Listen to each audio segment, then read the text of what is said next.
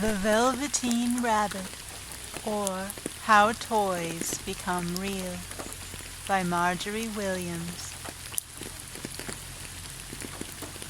There was once a Velveteen Rabbit, and in the beginning he was really splendid. He was fat and bunchy, as a rabbit should be. His coat was spotted brown and white. He had real thread whiskers, and his ears were lined with pink sateen. On Christmas morning, when he sat wedged in the top of the boy's stocking, with a sprig of holly between his paws, the effect was charming. There were other things in the stocking, nuts and oranges and a toy engine, and chocolate almonds and a clockwork mouse. But the rabbit was quite the best of all. For at least 2 hours the boy loved him, and then aunts and uncles came to dinner, and there was a great rustling of tissue paper and unwrapping of parcels, and in the excitement at looking at all the new presents, the Velveteen Rabbit was forgotten. For a long time he lived in the toy cupboard or on the nursery floor, and no one thought very much about him. He was naturally shy, and being only made of velveteen, some of the more expensive toys quite snubbed him. The mechanical toys were very superior, and looked down upon everyone else. They were full of modern ideas, and pretended they were real. The model boat, who had lived through 2 seasons, and lost most of his paint, caught the tone from them, and never missed an opportunity of referring to his rigging in technical terms. The rabbit could not claim to be a model of anything, for he didn't know that real rabbits existed.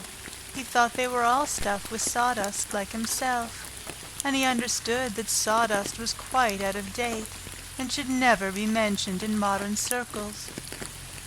Even Timothy, the jointed wooden lion, who was made by the disabled soldiers and should have had broader views, put on airs and pretended he was connected with government. Between them all, the poor little rabbit was made to feel himself very insignificant and commonplace, and the only person who was kind to him at all was the Skin Horse. The Skin Horse had lived longer in the nursery than any of the others. He was so old that his brown coat was bald in patches, and showed the seams underneath, and most of the hairs in his tail had been pulled out to string bead necklaces.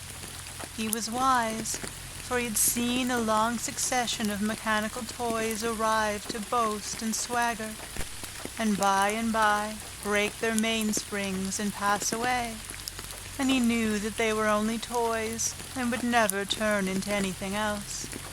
For nursery magic is very strange and wonderful, and only those playthings that are old and wise and experienced, like the Skin Horse, understand all about it. "What is real?" asked the rabbit one day, when they were lying side by side near the nursery fender, before Nana came to tidy the room. "Does it mean having things that buzz inside you and a stick-out handle?" "Real isn't how you were made," said the Skin Horse. "It's a thing that happens to you. When a child loves you for a long, long time, not just to play with, but really loves you, then you become real." "Does it hurt?" asked the rabbit.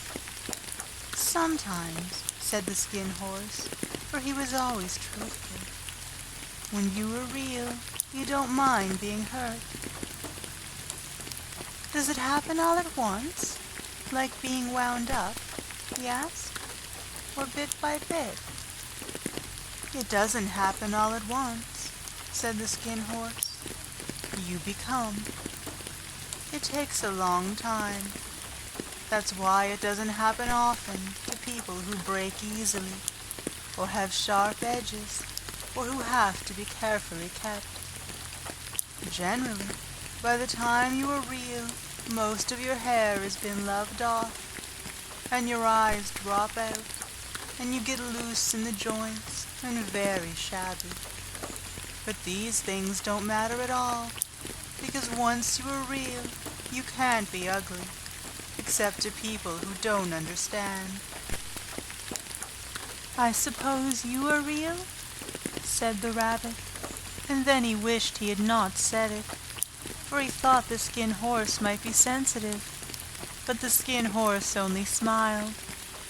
The boy's uncle made me real, he said. That was a great many years ago, but once you are real, you can't become unreal again. It lasts for always. The rabbit sighed. He thought it would be a long time before this magic called real happened to him. He longed to become real, to know what it felt like, and yet the idea of growing shabby and losing his eyes and whiskers was rather sad. He wished that he could become it without these uncomfortable things happening to him. There was a person called Nana who ruled the nursery. Sometimes she took no notice of the playthings lying about, and sometimes, for no reason whatever, she went swooping about like a great wind and hustled them away in cupboards. She called this tidying up, and the playthings all hated it, especially the tin ones. The rabbit didn't mind it so much, for wherever he was thrown, he came down soft. One evening, when the boy was going to bed, he couldn't find the china dog that always slept with him.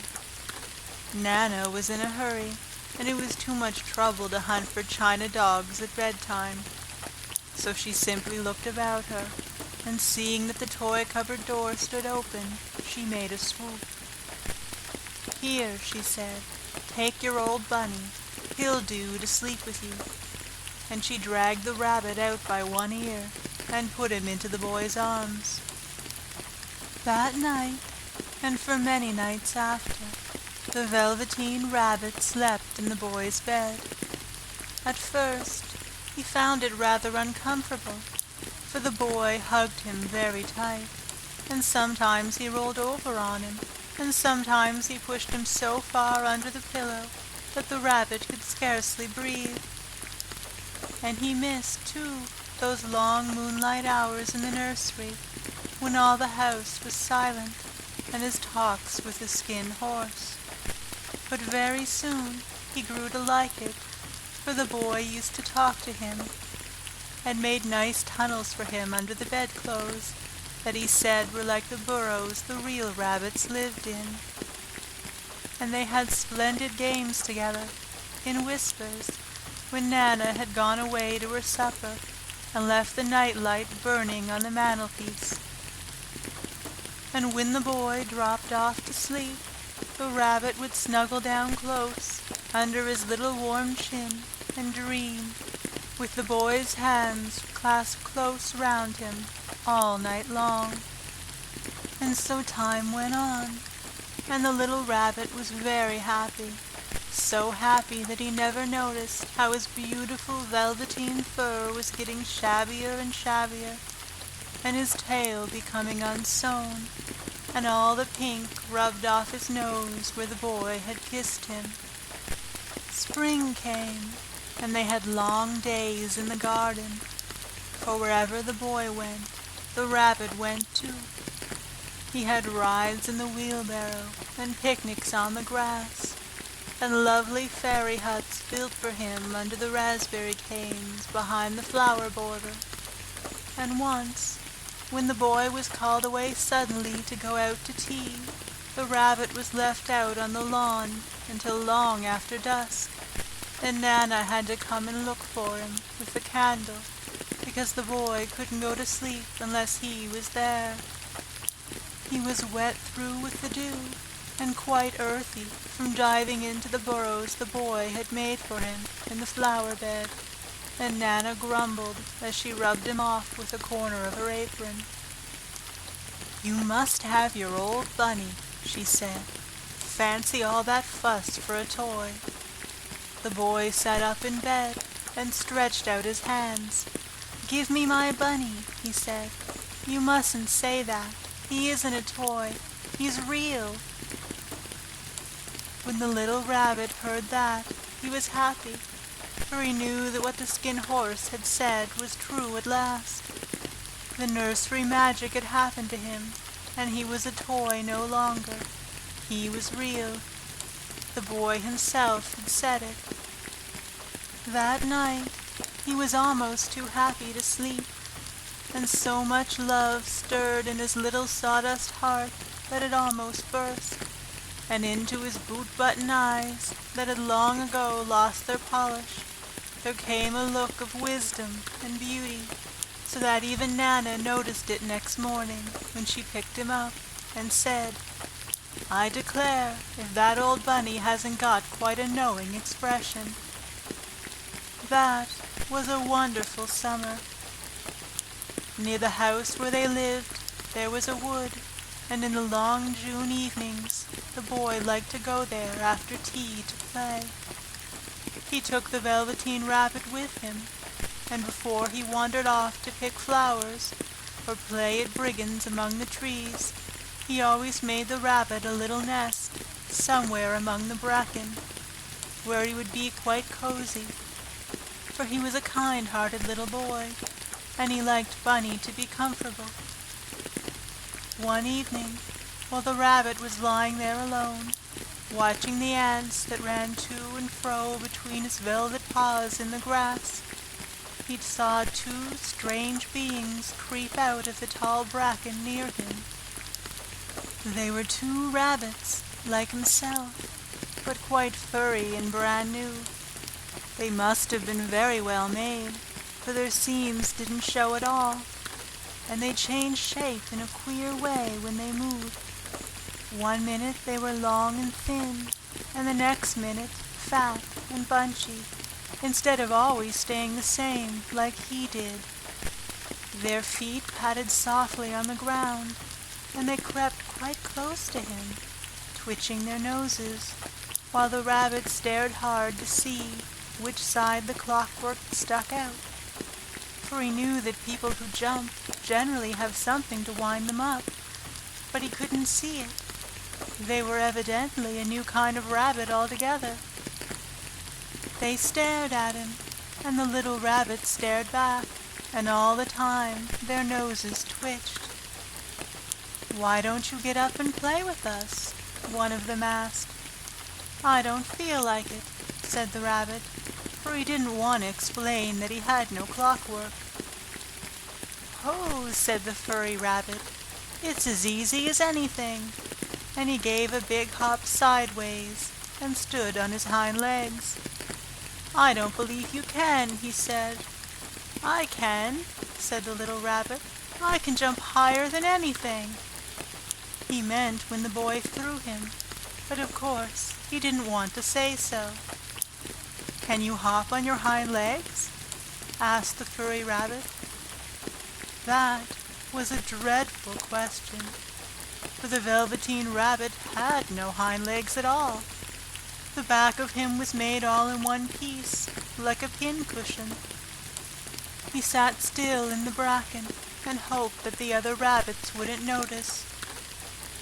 "I don't want to," he said again. But the wild rabbits have very sharp eyes, and this one stretched out his neck and looked. "He hasn't got any hind legs," he called out. "Fancy a rabbit without any hind legs!" And he began to laugh. "I have!" cried the little rabbit. "I have got hind legs. I am sitting on them." "Then stretch them out and show me, like this," said the wild rabbit, and he began to whirl round and dance, till the little rabbit got quite dizzy. "I don't like dancing," he said. "I'd rather sit still." But all the while he was longing to dance, for a funny new tickly feeling ran through him, and he felt he would give anything in the world to be able to jump about like these rabbits did. The strange rabbit stopped dancing and came quite close. He came so close this time that his long whiskers brushed the Velveteen Rabbit's ear, and then he wrinkled his nose suddenly and flattened his ears, and jumped backwards. "He doesn't smell right," he exclaimed. "He isn't a rabbit at all. He isn't real." "I am real," said the little rabbit. "I am real. The boy said so." And he nearly began to cry. Just then there was a sound of footsteps, and the boy ran past near them, and with a stamp of feet and a flash of white tails, the two strange rabbits disappeared. "Come back and play with me," called the little rabbit. "Oh, do come back. I know I am real." But there was no answer. Only the little ants ran to and fro, and the bracken swayed gently where the two strangers had passed. The Velveteen Rabbit was all alone. "Oh dear," he thought. "Why did they run away like that? Why couldn't they stop and talk to me?" For a long time he lay very still, watching the bracken, and hoping that they would come back. But they never returned, and presently the sun sank lower, and the little white moss fluttered out, and the boy came and carried him home. Weeks passed, and the little rabbit grew very old and shabby, but the boy loved him just as much. He loved him so hard that he loved all his whiskers off, and the pink lining to his ears turned gray, and his brown spots faded. He even began to lose his shape, and he scarcely looked like a rabbit any more, except to the boy. To him, he was always beautiful, and that was all that the little rabbit cared about. He didn't mind how he looked to other people, because the nursery magic had made him real, and when you are real, shabbiness doesn't matter. And then, one day, the boy was ill. His face grew very flushed, and he talked in his sleep, and his little body was so hot that it burned the rabbit when he held him close. Strange people came and went in the nursery, and a light burned all night, and through it all the little Velveteen Rabbit lay there, hidden from sight under the bedclothes, and he never stirred, for he was afraid that if they found him, someone might take him away, and he knew that the boy needed him. It was a long, weary time, for the boy was too ill to play, and the little rabbit found it rather dull, with nothing to do all day long. But he snuggled down patiently, and looked forward to the time when the boy should be well again, and they would go out in the garden, amongst the flowers and the butterflies, and play splendid games in the raspberry thicket, like they used to. All sorts of delightful things he planned, and while the boy lay half asleep, he crept up close to the pillow and whispered them in his ear. And presently the fever turned, and the boy got better. He was able to sit up in bed and look at picture books, while the little rabbit cuddled close at his side. And one day they let him get up and dress. It was a bright sunny morning, and the window stood wide open. They had carried the boy out to the balcony, wrapped in a shawl, and the little rabbit lay tangled up among the bedclothes, thinking. The boy was going to the seaside tomorrow. Everything was arranged, and now it only remained to carry out the doctor's orders. They talked about it all, while the little rabbit lay under the bedclothes, with just his head peeping out, and listened. The room was to be disinfected, and all the books and toys that the boy had played with in the bed must be burnt. "Hurrah!" thought the little rabbit. "Tomorrow we shall go to the seaside." For the boy had talked often of the seaside, and he wanted very much to see the big waves coming in, and the tiny crabs, and the sand castles. Just then Nana caught sight of him. "How about his old bunny?" she asked. "That," said the doctor. "Why, it's a mess of scarlet fever germs. Burn it at once." "What? Nonsense! Get him a new one. He mustn't have that any more." And so the little rabbit was put into a sack with the old picture books and a lot of rubbish, and carried out to the end of the garden behind the fowl house. That was a fine place to make a bonfire, only the gardener was too busy just then to attend to it. He had the potatoes to dig and the green peas to gather, but next morning he promised to come quite early and burn the whole lot. That night the boy slept in a different bedroom, and he had a new bunny to sleep with him. It was a splendid bunny, all white plush with real glass eyes, but the boy was too excited to care very much about it, for tomorrow he was going to the seaside, and that in itself was such a wonderful thing that he could think of nothing else. And while the boy was asleep, dreaming of the seaside, the little rabbit lay among the old picture books in the corner behind the fowl house, and he felt very lonely. The sack had been left untied, and so by wriggling a bit he was able to get his head through the opening and look out. He was shivering a little, for he had always been used to sleeping in a proper bed, and by this time his coat had worn so thin and so threadbare from hugging that it was no longer any protection to him. Nearby he could see the thicket of raspberry canes, growing tall and close like a tropical jungle, in whose shadow he had played with the boy on bygone mornings. He thought of those long sunlit hours in the garden, how happy they were, and a great sadness came over him.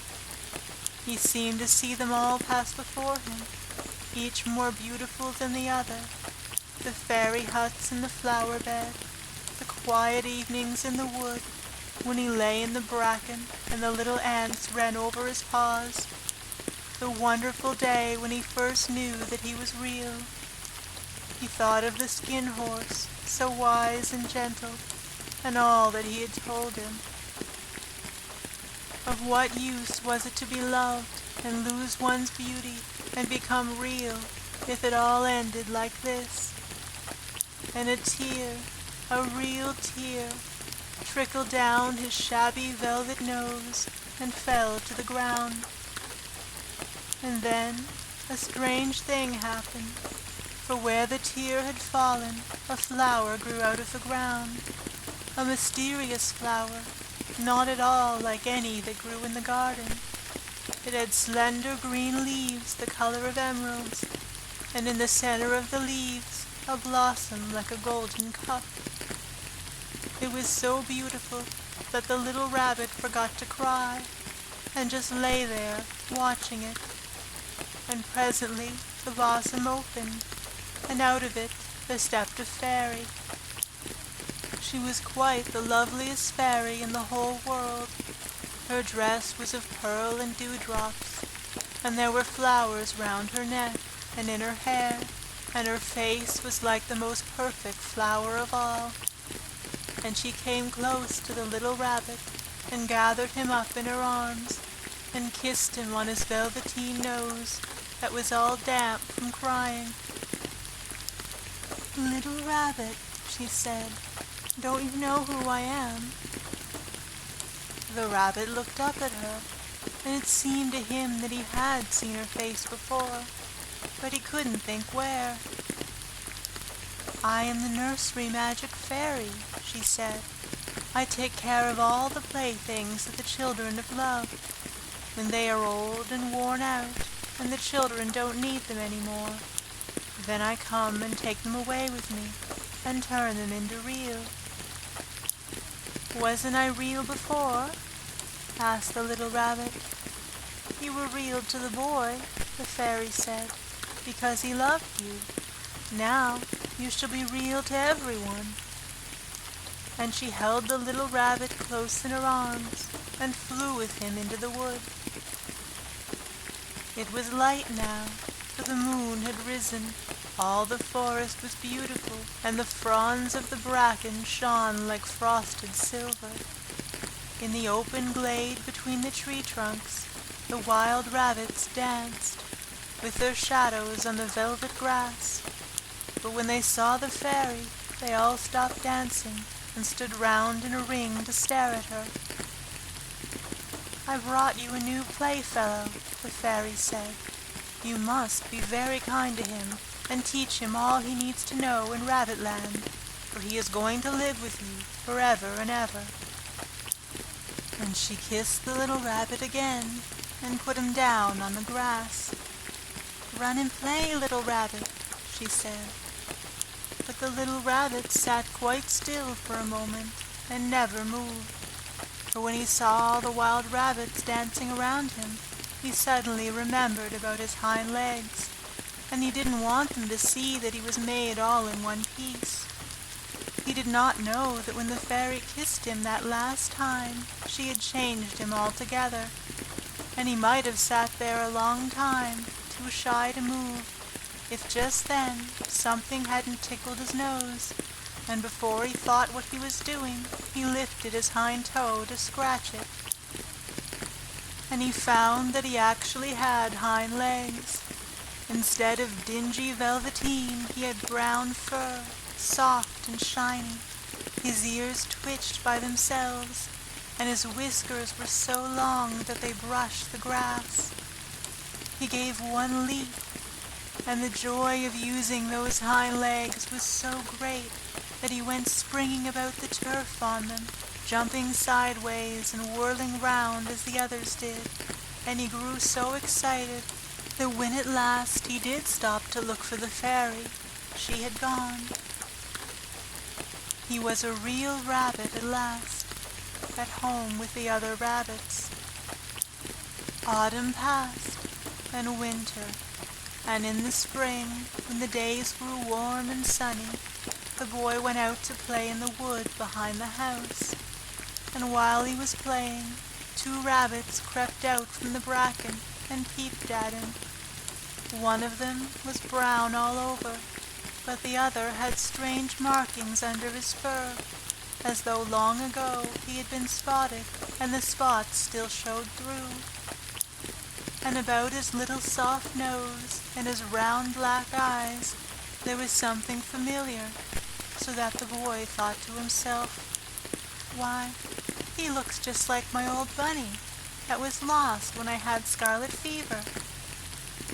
But he never knew that it really was his own bunny, come back to look at the child who had first helped him to be real. End of The Velveteen Rabbit.